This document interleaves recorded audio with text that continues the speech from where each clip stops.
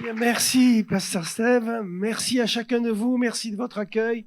C'est vraiment une grande joie de partager ces moments avec vous. Que le Seigneur vous bénisse. Alors, nous sommes aujourd'hui, vous le savez, dans un culte de Pâques. C'est un moment important. Notre sœur dans la louange disait que c'est le jour essentiel, le jour de Pâques. Le jour de nous marquons la mort du Christ et sa résurrection. Heureusement qu'il est ressuscité. Sinon, cette mort eût été en vain. Et mort à laquelle nous sommes associés. Et nous l'oublions souvent. Souvent, nous oublions que Christ est mort et ressuscité, mais que dans la réalité, il en est de même pour nous. En principe. Il en est en principe de même pour nous. Alors, avant d'ouvrir la parole de Dieu, vous dire ma joie qui a été la mienne de faire ce voyage missionnaire avec le pasteur Steve et Mathis. Vraiment, vous avez un pasteur extraordinaire. Ce n'est pas des paroles de politesse. Je le savais avant de voyager avec lui, sinon je ne l'aurais pas pris. Soyons très clairs, je ne m'embarrasse pas avec les gens pénibles. J'ai trop d'expérience à Madagascar pour savoir que ça finit toujours mal, cette histoire. Donc, il y a une petite sélection au départ, et il n'y avait pas d'hésitation en tout cas. À l'idée de Mathis, là, je ne le connaissais pas. Et je me disais, un jeune va-t-il tenir le coup? Parce qu'il faut tenir des 8 heures, 9 heures de route dans des conditions comme nous le vivons. Eh bien, Mathis, c'est un gars extraordinaire. J'ai découvert un gars super. Et en plus, plus courageux que son père, et plus courageux que moi. Parce que lui, il a bravé le serpent. Nous, on l'a lâché. Reste à ta place, ça ne nous intéresse pas ton truc là. Mais lui, il a été vraiment courageux. Vraiment, je les remercie et comme je le disais et comme le pasteur Steve vient de vous le dire, je crois que le Seigneur a ouvert une porte que nul ne fermera pour son ministère, mais ça va entraîner aussi votre Église. Parce que lorsque Dieu appelle quelqu'un, notamment si c'est un pasteur qui a une Église, il entraîne aussi avec lui toute une Église dans cette vision. Alors, il y a une partie que vous n'avez pas vue dans ce film, parce que bon, Madagascar c'est grand et il y a beaucoup de choses, mais une partie de là où nous travaillons, parce que nous travaillons dans le sud-est de Madagascar, nous travaillons à Farafangan depuis maintenant presque 30 ans, puisque l'année prochaine, ce sera notre 30 année de ministère. Et là-bas, nous avons toutes nos églises, puisque nous avons une cinquantaine d'églises, que nous avons implantées, les pasteurs que nous avons formés, et aussi une base avec toute une action sociale et sanitaire auprès d'enfants. Nous avons 300 enfants, certains en pensionnat, d'autres en vie normale. Ils sont toujours, on les nourrit aussi, nous les soignons, et nous faisons une action aussi des prix des villageois, une zone très très pauvre, des familles qui vivent avec moins d'un demi-euro par jour. 5 000 arrières, et pour ceux qui connaissent, c'est déjà trop. Et c'est en dessous de quoi acheter un capoc de riz pour toute la famille. Le capoc de riz, c'est une boîte de lait concentré, sucré, Nestlé. Voilà la dose à Madagascar, c'est le capoc. Et donc, il y a cette réalité d'une très grande pauvreté. Et ça, c'est notre appel. On me confond souvent pour un prêtre catholique devant notre maison à Farafangan. Les gens, dès le matin, arrivent. Mon père, mon père, mon père. Je ne suis pas ton père, moi. Ils me prennent pour le père Pedro, si vous le connaissez. Et en fait, eh bien, c'est sans arrêt des gens qui viennent me dire je ne sais pas nourrir mes enfants. Au mois de septembre, à notre école, une femme qui a fait 10 km à pied, qui est arrivée à l'école et qui a dit je vous laisse mes enfants, je ne suis plus capable de les nourrir. Et on a dit non. On a dit non parce que nous, on ne veut pas séparer une maman de ses 3 enfants. On vous propose une chose, on vous construit une petite maison, vous venez habiter sur place, vos enfants intègrent le pensionnat, vous les voyez tous les jours, vous gardez votre bébé avec vous parce qu'elle a 4 enfants. Et cette femme, sa vie a changé. En 5 mois maintenant ou 6 mois, elle a grossi. Et ça, c'est un standard important. Reprendre du poids parce qu'elle était squelettique. Elle a la joie de vivre. Ses enfants sont heureux. Et elle nous a fait le cadeau. Elle avait oublié de nous dire qu'elle avait une 5e et qu'elle avait 14 ans. Et un jour, elle est arrivée avec. Et on l'a prise aussi. Et c'est notre vie, c'est notre quotidien. Et ça, c'est l'œuvre que le Seigneur nous a permis de vivre. Alors, ouvrons notre Bible ensemble sur cette merveilleuse réalité de la mort et de la résurrection du Christ et sur le sens de la Pâque. Nous sommes tous d'accord que très souvent, lorsque un prédicateur prêche le dimanche de Pâques, il axe sa prédication sur la croix et sur la résurrection. Et c'est juste de le faire. Mais j'aimerais aller un petit peu plus loin que la mort et la résurrection de Christ. J'aimerais nous faire prendre conscience ensemble, c'est qu'il n'y a pas que Christ qui est mort sur la croix. Il n'y a pas que Christ qui, en principe, est ressuscité. Nous le sommes. Et si nous lisons en Galates 5, 20, si vous voulez bien le lire avec moi, qu'est-ce que nous lisons? J'ai été crucifié avec Christ. Vous avez bien entendu? J'ai été crucifié avec Christ. Tu as été crucifié avec Christ. Eh oh, la crucifixion, ça fait mal. Eh oh, la crucifixion, ça mène à la mort. Et là, il ne s'agit pas seulement de Christ, il s'agit de toi. En tout cas, l'apôtre Paul dit, moi, j'ai été crucifié avec Christ. J'ai été crucifié avec Christ, et si je vis, ce n'est plus moi qui vis, c'est plus moi qui vis, et si je vis maintenant dans la chair, je vis dans la foi au Fils de Dieu qui m'a aimé, qui s'est livré lui-même pour moi. Frères et sœurs, le chrétien, en principe, est mort dans sa nouvelle naissance, est mort avec le Christ et vit pour le Christ. En principe. Je vais vous lire, j'ai acheté ce livre à la FNAC hier, chez vous là, parce que vous savez qu'à Madagascar, il n'y a pas de FNAC. Pasteur Steve a découvert les commerces en brousse. Hein. Et je vais vous lire, j'ai acheté ce petit livre remarquable que j'ai lu 10 fois, qui s'appelle « L'homme qui plantait les arbres » de Jean Giono. C'est un roman. C'est un roman qui lui a été commandé par le Radiaire Digest, un journal américain, qui lui a demandé d'écrire une nouvelle. Et il a écrit ce livre, tout court. Il a été publié dans le journal, il a eu un succès fou. Jusqu'au jour où il a reçu une lettre de félicitations, d'encouragement, merveilleuse histoire, etc. Jusqu'au jour où le même journal lui a écrit en disant « Vous êtes un imposteur, votre histoire n'est pas vraie, votre histoire est fausse ». Et il a été étonné, il a dit « Quand on demande à un romancier d'écrire quelque chose, qu'est-ce qu'il sait faire d'autre que des romans ?» Il est tellement bien écrit qu'on croit que c'est une histoire vraie. Mais je vous lis son introduction. Pour que le caractère d'un être humain dévoile des qualités vraiment exceptionnelles, il faut avoir la bonne fortune de pouvoir observer son action pendant de longues années. Si cette action est dépouillée de tout égoïsme, si l'idée qui la dirige est d'une générosité sans exemple, s'il est absolument certain qu'elle n'a cherché de récompense nulle part et qu'au surplus elle a laissé sur le monde des marques visibles, on est alors, sans risque d'erreur, devant un caractère inoubliable. Et ça va être toute l'histoire d'un homme exceptionnel dans ce livre, qui plantait des arbres. Sauf que cet homme, c'est un roman. Il n'existe pas. Il n'existe pas. Il faut vivre avec les gens pour vraiment découvrir leur caractère. Il faut que tu vives avec ton mari un peu, pour découvrir avec qui tu vis, et évidemment, vice-versa, avec ta femme. Et vous n'avez qu'à questionner mon épouse pour qu'elle vous dise l'homme exceptionnel avec lequel elle vit, n'est-ce pas?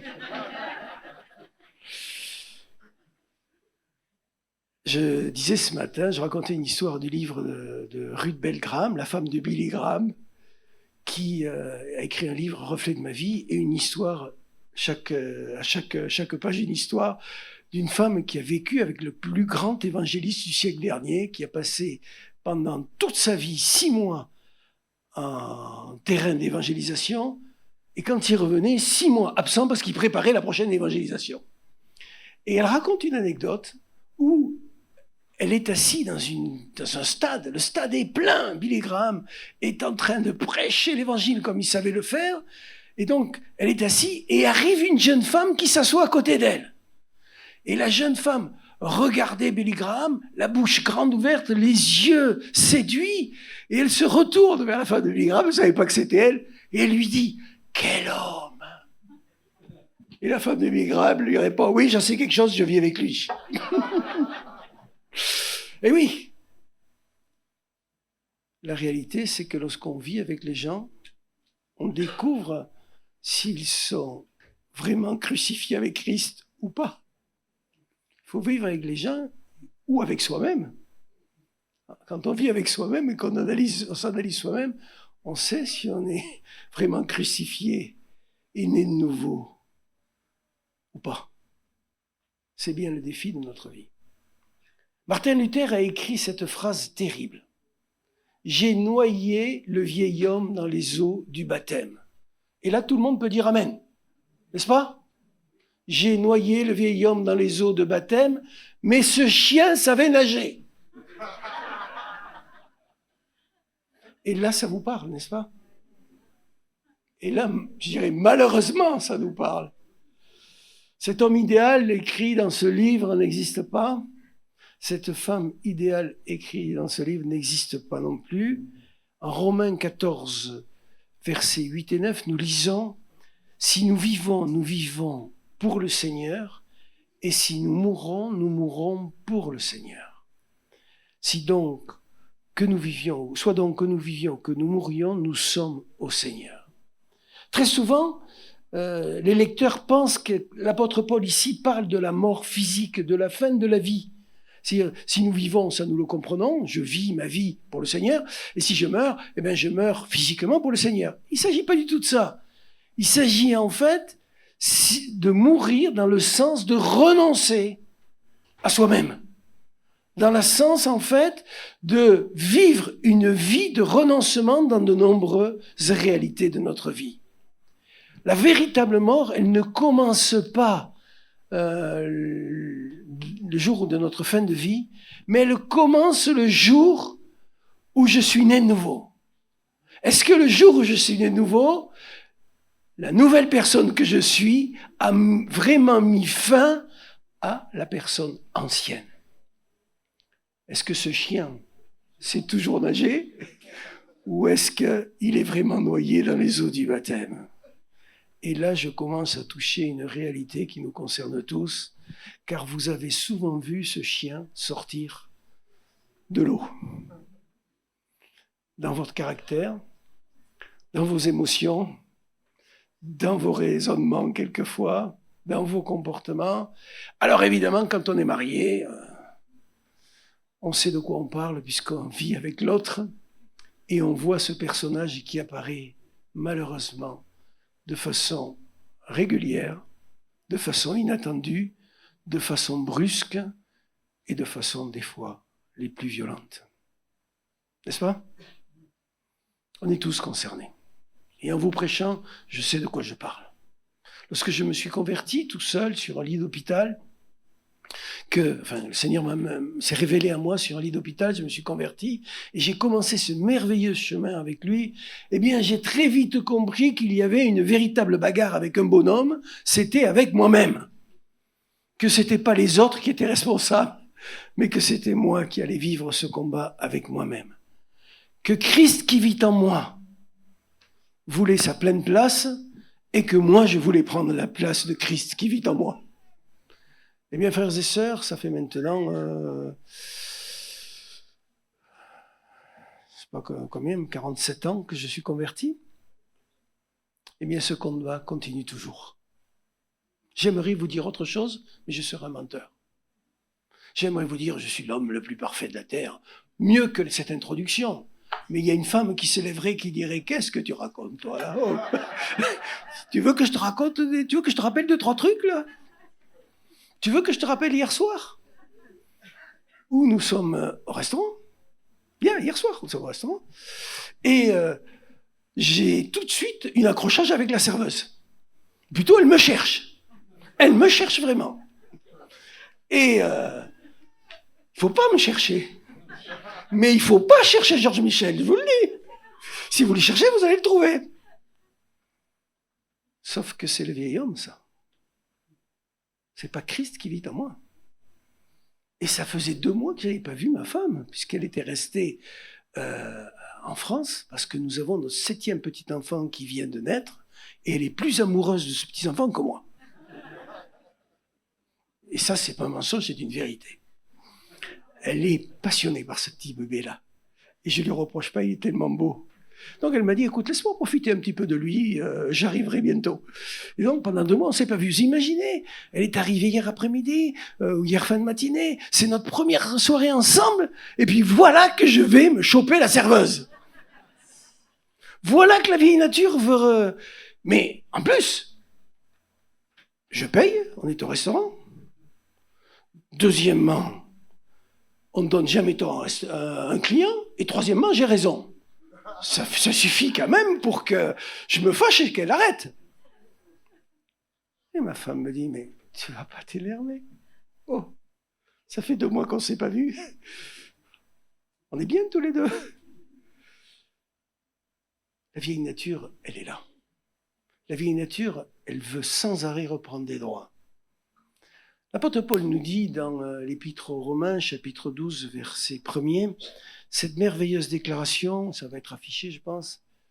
Je vous exhorte donc, frères, par les compassions de Dieu, à offrir vos corps comme un sacrifice vivant, ce qui sera vivant, saint et agréable, ce qui sera de votre part un culte raisonnable. Voilà ce que dit Paul. Il dit, je vous invite à offrir vos corps en sacrifice vivant. Pâques, c'est le sacrifice de Christ. Pâques, c'est la gloire de Dieu dans la résurrection de Christ.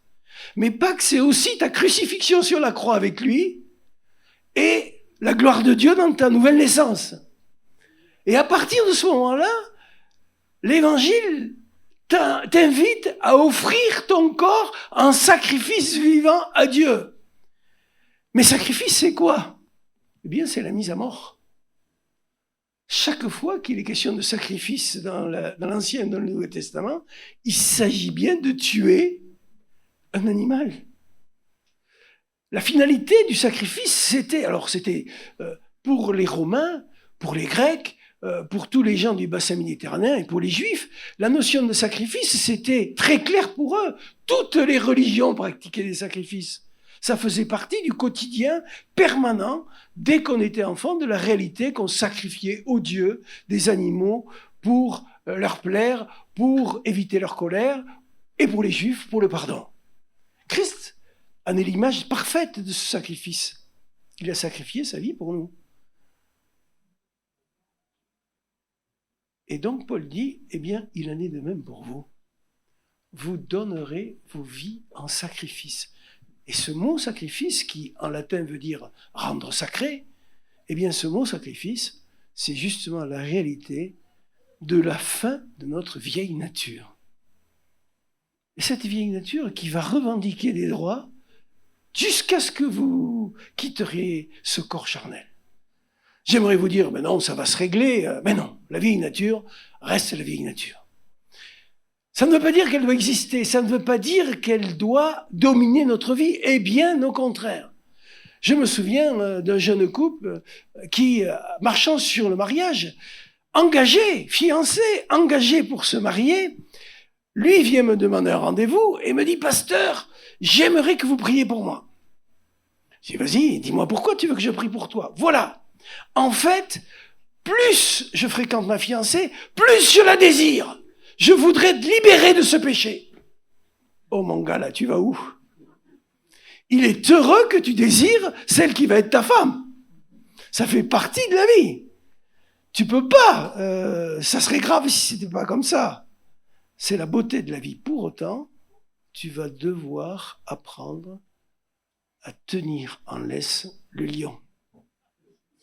C'est pas lui qui doit gagner la bataille.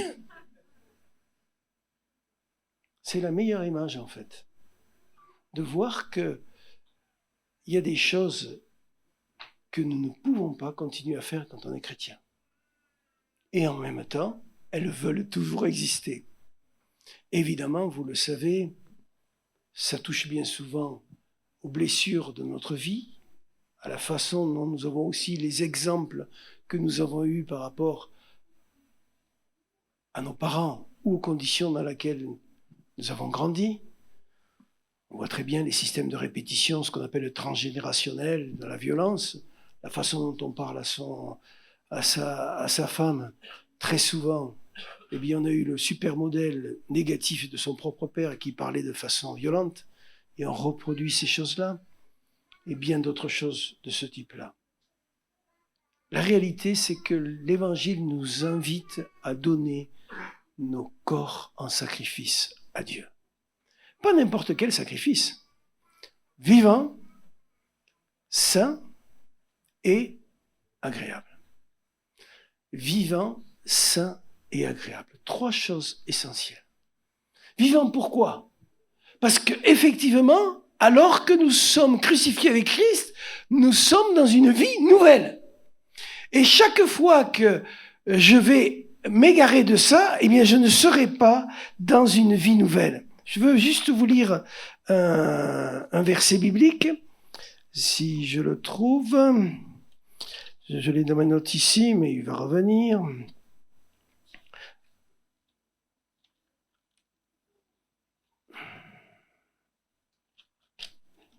Ne vous inquiétez pas, ça va arriver. Voilà. Regardez bien ce que dit Paul aux veuves. Ça, c'est très intéressant. Paul en 1 Timothée 5, 4 et 6. Si une veuve a des enfants ou des petits-enfants, qu'elle apprenne avant tout à exercer la piété envers leurs parents, ce qu'ils ont reçu d'eux, car cela est agréable à Dieu. Vous voyez, toujours le mot agréable à Dieu. Paul dit, tu veux être agréable à Dieu si tu es veuve, continue à honorer tes parents et à t'occuper d'eux. Celle qui est véritablement veuve et qui est demeurée dans l'isolement met son espérance en Dieu et persévère nuit et jour dans la supplication et la prière. Encore une autre façon d'être agréable à Dieu, persévérer dans la supplication et la prière. Mais écoutons ensemble le verset 6. Mais celle qui vit dans les plaisirs est morte, quoique vivante. L'apôtre Paul ici introduit une idée très intéressante qui est celle que l'on peut être vivant, mais en fait mort. Que veut-il dire? Il veut clairement parler de la personne qui vit selon la chair. La personne dont sa vieille nature n'a pas été crucifiée avec Christ. Et chaque fois que je laisse ma vieille nature dominer ma nature spirituelle, eh bien je suis mort et pas vivant. Et croyez-moi, l'homme qui vous parle sait de quoi il parle. Et la femme qui écoute pourrait dire « Amen ». Et alors, regardez là, elle dit « Oui. » D'accord ? Oui. Si je me sers d'exemple, c'est pas parce que je suis le centre du monde. C'est que pour vous dire que la réalité qui m'habite est la même que la vôtre, et vous le savez. Quand l'égoïsme prend le dessus, je suis mort plutôt que vivant. Et ce n'est plus Christ qui vit en moi, c'est moi qui vis tout seul. Quand la jalousie prend le dessus, je suis mort plutôt que vivant. Et ce n'est pas Christ qui vit en moi, c'est peut-être jusque le diable qui vit en moi. Quand la colère me domine, ce n'est pas Christ qui vit en moi. La réalité, en fait, que l'on peut être vivant et mort. Et pourtant, Paul, dans l'Épître aux Romains, dit « votre vie en sacrifice vivant ». Et donc, en fait, il nous invite à rentrer dans une autre dimension de notre vie. C'est de ne pas laisser ce chien savoir nager dans notre existence. En trouvant des fausses excuses de « c'est mon caractère » ou « j'ai toujours été comme ça » ou « il faudra t'y faire ». Eh bien non. Eh bien non.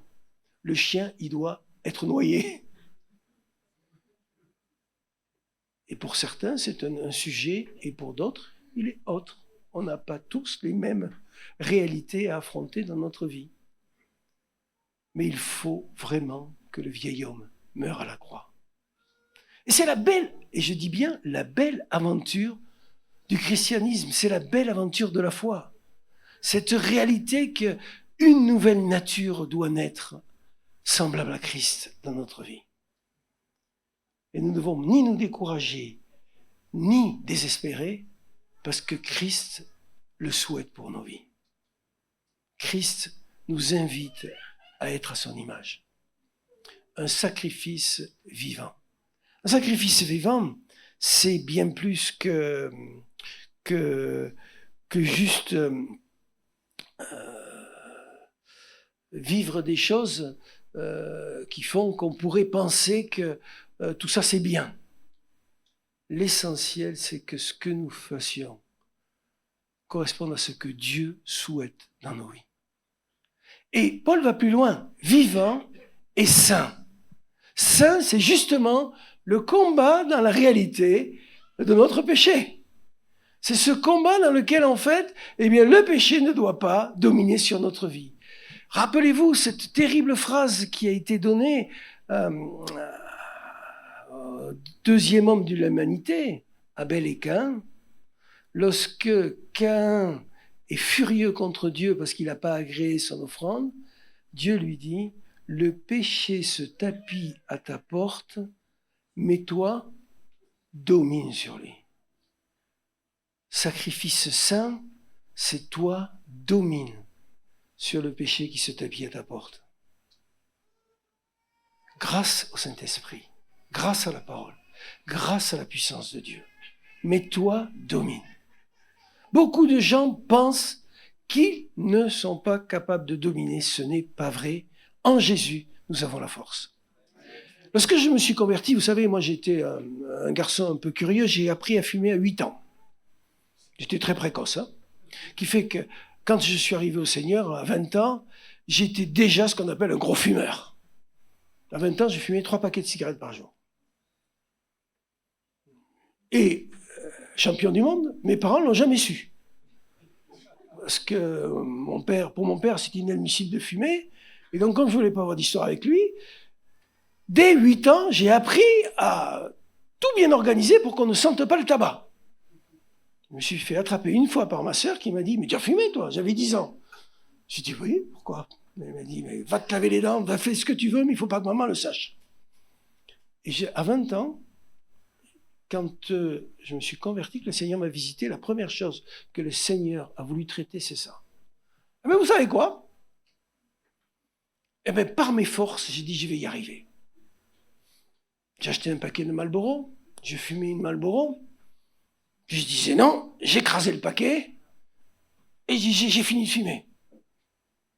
5 minutes après, j'ai acheté un autre paquet, et l'histoire, elle a commencé à me coûter cher, je vous le garantis. Mais avec l'aide de Dieu, un jour, j'ai pu toucher une cigarette. Parce que Dieu m'avait dit, ça, tu t'en débarrasses. Dieu te demandera de te débarrasser de choses qu'il ne me demandera pas à moi. Peu importe, l'essentiel, c'est que tu lui obéisses, que tu sois saint. On raconte l'histoire un jour d'un garçon qui était passionné de baseball. C'était son Dieu, le baseball. Et il ne connaissait rien d'autre de plus important dans sa vie. Et consacrait tout son argent à tous les matchs de baseball. Et il connaissait évidemment tous les sportifs dans ce domaine-là, etc. Et le jour où le Seigneur est venu le confronter, qu'il a donné sa vie à Jésus, la première des choses que le Saint-Esprit lui a demandé, quitte ce Dieu. Arrête. Consacre ta vie à autre chose. Lâche ça. Et il a compris que cette injonction de Dieu n'était pas une plaisanterie. Pour lui, ça devait être un sacrifice. Dieu ne te demandera jamais le même sacrifice à l'un ou à l'autre. Les choix que Dieu fait sur ta vie, c'est à toi, c'est pas aux autres. Et il a donc radicalement arrêté. Et il s'est consacré au Seigneur. Un dimanche, à la fin du culte, il y a le pasteur Georges et le pasteur Steve qui parlent ensemble. Le jeune est juste à côté, et pasteur Steve dit à Georges, pasteur Steve dit à Georges, dépêche-toi, on va louper le match de baseball. Et le jeune entend ça. Et là, il dit, mais ce sont des païens. Et il quitte l'église. Et il vient plus, si c'est ça être chrétien, j'en veux pas. Il quitte l'église. Et quelques temps plus tard, le pasteur Steph dit, mais on le voit plus, lui, qu'est-ce qui se passe? Et donc, ils envoient quelqu'un le voir pour discuter avec lui. Il dit, mais moi, j'ai quitté l'église parce que les 2 pasteurs, c'est des vrais païens. Ils vont voir les matchs de baseball. Et de quoi tu parles? C'est pas un péché d'aller voir un match de baseball. Et c'est après qu'ils ont compris que Dieu lui avait demandé de sacrifier ça dans sa vie pour continuer à le suivre. Est-ce que vous comprenez? Ce que Dieu te demande en sacrifice de sainteté n'est pas forcément ce qu'il va demander à quelqu'un d'autre. Parce que c'est des choses à traiter dans ta vie et pas dans celle de l'autre. Mais n'empêche que soyez saints comme votre Père Céleste est saint, c'est une des grandes aventures de la vie chrétienne. Devenir saint. Enfin, agréable à Dieu. Vivant, saint et agréable à Dieu. Pâques, c'est notre résurrection, mais pour vivre de façon agréable à Dieu. Toute la vie chrétienne est la recherche de cette « qu'est-ce qui te fait plaisir, Seigneur, que je vive dans ma vie? Qu'est-ce qui te fait plaisir? Qu'est-ce que c'est qui est agréable pour toi, mon Dieu ?» Et c'est pas la même chose. Et donc, en fait, eh bien, c'est cette recherche au quotidien de la volonté de notre Père pour notre vie, qui n'est pas la volonté de Dieu pour ma vie, n'est pas la volonté de Dieu pour la tienne. Dieu va te demander des choses qui lui sont agréables, qu'il ne me demandera pas à moi. Il a formulé un appel sur ma vie dès l'instant où je l'ai rencontré sur un lit d'hôpital, alors que je n'avais été évangélisé de personne. Il m'a dit, tu seras pasteur. Je savais même pas ce qu'était un pasteur. Je n'avais jamais rencontré de ma vie. J'étais allé dans aucune église. Je n'avais aucune conscience de ce qu'était le ministère pastoral. Mais Dieu a pointé du doigt. Tu me seras agréable à condition que tu obéisses à ce que je veux. Plus tard, je disais au Seigneur, je te suivrai partout, sauf à Paris. Et j'ai été pasteur 30 ans à Paris, en région parisienne. Pour moi, c'était impensable d'habiter dans cette région. Mais Dieu en avait décidé autrement. Et on pourrait rentrer dans tous les détails de la vie bien plus bas, où Dieu nous pose la question, est-ce que ce que tu vas faire m'est agréable ou va être ta volonté? Parce qu'il s'agit bien de cela. Mon moi contre la volonté de Dieu. Je suis toujours amusé lorsque je vois certains, je ne juge pas, ça m'amuse, certains sites Facebook de certains pasteurs. Je trouve ça délicieux, moi. Je pense à un pasteur malgache, il n'y a que lui. Il n'y a que lui. Toutes ses publications, c'est moi en photo. Il est toujours en photo. C'est ça la façon de prêcher l'évangile? Se mettre en avant? Est-ce que sincèrement, c'est agréable à Dieu? Qu'est-ce qu'il n'a pas compris? Il y a bien quelque chose qu'il n'a pas compris. Qu'annoncer l'évangile, c'est pas se mettre en avant soi, c'est mettre en avant le Seigneur. C'est donner aux autres l'occasion d'être le reflet de Christ. Tu utilises Facebook ou les réseaux sociaux pour ça, tu n'utilises pas pour raconter ta vie ou être toi. Ça n'a aucun intérêt. J'ai raconté ce matin une histoire extraordinaire, parce que les pasteurs sont les champions pour faire la volonté de Dieu. Vous le savez tous. Sauf que généralement, ils font leur volonté à eux. Trop souvent. Parce que comme les autres, ils ont ce chien qui veut savoir nager et qui veut dominer leur vie. Et vous le voyez, c'est pour ça qu'il y a plein de disputes dans le corps pastoral. Quand même extraordinaire. Vous savez, moi, je suis venu pour la première fois en 1995 à l'île de la Réunion. Ça date, hein? Donc depuis, je suis venu de très nombreuses fois. Je le disais au pasteur Steve, je disais, tu sais, en fait, la meilleure définition que j'ai de l'île de la Réunion, c'est que l'île de la Réunion, c'est un gros panier de homards, de crabes plutôt, avec des pinces, comme les homards, qui passent leur vie à se foutre des coups de pince. Et là, je parle du corps pastoral à la Réunion. Voilà ce que je vois à la Réunion. Que des crabes avec des grosses pinces qui passent leur vie à se foutre sur la tête. J'ai jamais connu un endroit où il y avait plus de querelles pastorales que sur votre île. C'est extraordinaire. Je juge pas, je vois cette réalité. Pourquoi? Eh bien, parce que beaucoup de gens ne savent pas vivre, même dans le pastorat, de façon agréable à Dieu. C'est leur moi qui domine. Je racontais l'histoire dans le premier culte, toujours la femme de Billy Graham qui raconte une histoire délicieuse. Évidemment, son mari n'était pas pasteur, donc elle avait un pasteur. Elle était membre d'une très grande église aux États-Unis, et son mari, toujours absent, lui, il venait au culte quand il était là. Et elle a élevé ses 5 enfants quasiment toute seule. Elle raconte le délice d'élever 5 enfants toute seule, avec toutes les difficultés que ça peut représenter, surtout en crise d'adolescence. Et le pasteur, un jour, a la brillante idée de dire à Madame Graham, je prends votre fils et nous allons vivre une journée entre hommes ensemble. Voilà que dit d'accord, avec plaisir. Donc il vient le matin avec sa voiture, il prend le petit garçon et elle ne sait pas ce que c'est une journée entre hommes avec son fils. Elle dit ça va être quelque chose de tout à fait honorable et correct. Puis voilà que 2 heures après, le garçon revient et il rentre dans la maison, elle le voit rentrer, il dit, tu es déjà là, qu'est-ce qui se passe? Et le garçon lui dit, je te dirai rien, je te dirai rien, je te dirai rien. Et il monte dans l'escalier, et il rentre dans sa chambre, il s'enferme. Qu'est-ce qui s'est passé? Il ne veut rien parler, elle essaye de le questionner, je te dirai rien, je te dirai rien. Le soir, le téléphone sonne. Allô, Madame Graham? Oui, c'est le pasteur. Hein. Je vous téléphone pour vous présenter mes excuses et vous demander pardon. Mais pourquoi? Mais qu'est-ce qui s'est passé? Il dit voilà, je vous avais dit qu'on allait faire une journée entre hommes. Donc je l'ai amené dans une carrière pour lui apprendre à tirer au revolver. Il n'y a que les Américains pour faire des trucs pareils, n'est-ce pas? Et donc, en voulant dégainer, lui apprendre à dégainer, je me suis tiré dans le pied. Et donc j'étais blessé, et j'ai dit à votre garçon, surtout ne le dis pas à ta mère. Qu'est-ce qui peut prendre un pasteur de demander à un enfant de mentir? Qu'est-ce qui peut prendre un pasteur de vouloir cacher une vérité risible ou moins risible, peu importe? La vieille nature pourra rapidement prendre le dessus. Imaginez la scène le lendemain où le pasteur, devant son auditoire de 3000 personnes, monte boitant et devant expliquer à l'église qu'il s'est tiré dans le pied.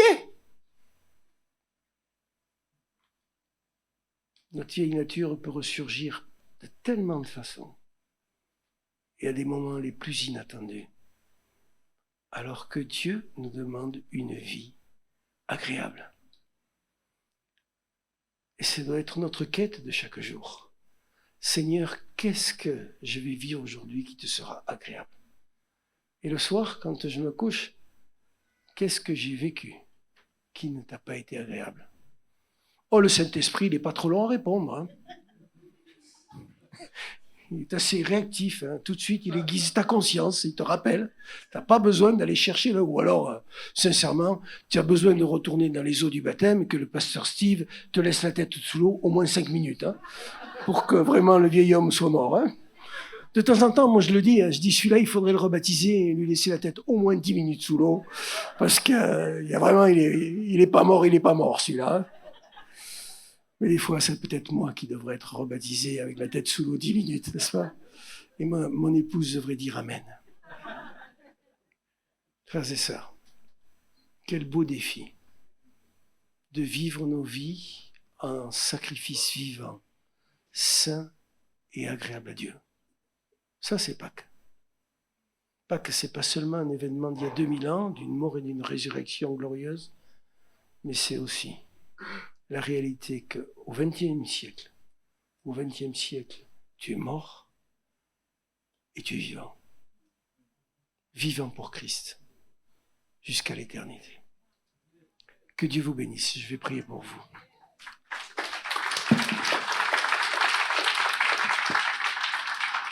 Je vous invite à vous lever.